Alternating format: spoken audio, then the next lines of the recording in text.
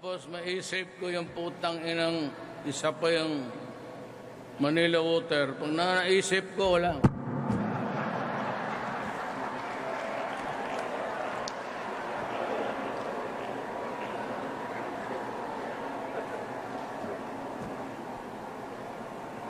Ay, alam mo, I have this to say to people sa... Wala.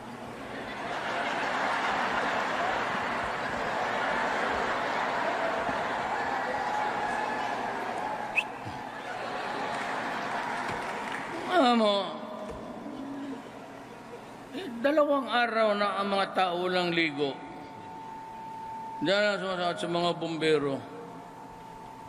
Sabi ko, putang ina, saan mo pala ang tubig ng Pilipinas? Bago lang yung Il Nino. Tinawagan ko, sabi ko, ay, Bingbong. Bigay mo sa kanila, Bong. Putang ina, pupunta ako bukas dyan sa Manila. Pag hindi tumulo yung tubig sa pusit, yung ulo nila ang gawin kong pusit, bantay kayo.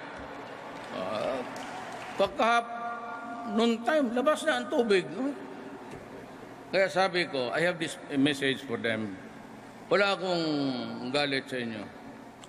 For Diyos naman, pagtrabaho mo, trabahuin mo. Alam mo yung El Nino na yan, dumadating talaga yan sa buhay ng Pilipino halos taon-taon. Bakit hindi ninyo inayos long before the summer? At bakit ninyo patayin yung tubig? Sabi ko, I don't know, but pagka binitawan ko yan, well, bahala kayo. Basta, alamay na lang ninyo kung sinong may-ari niyan. They are really fucking the Filipino people. Hindi akin yan, ha? Pero ilabas ko to bago ako mag-ano.